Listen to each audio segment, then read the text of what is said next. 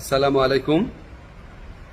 আমার ফেসবুকে যারা আছেন আপনাদের সবাইকে শুভেচ্ছা জানাচ্ছি। আপনাদেরকে একটা গুরুত্বপূর্ণ জিনিস বলতে চাচ্ছি।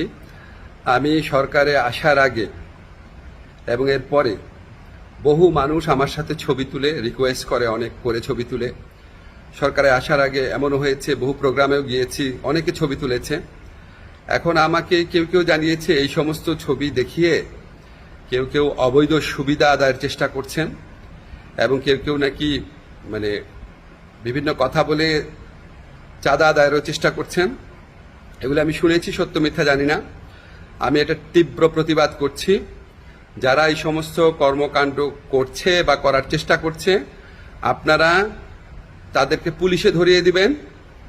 কোনো অবস্থাতেই কোনো কারণেই আমার কথা বলে কোনো কারণে কেউ যদি কোনো রকম চাঁদা আদায়ের বা অবৈধ সুবিধা আদায়ের চেষ্টা করে, আপনারা তাকে পুলিশে ধরিয়ে দিবেন, মামলা করবেন।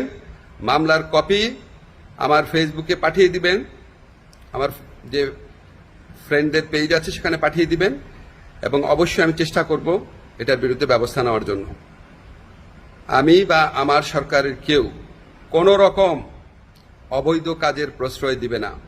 এই সমস্ত কাজ যারা করার চেষ্টা করছেন বা করছেন তাদেরকে আমি কঠোর হুঁশিয়ারি জানাচ্ছি।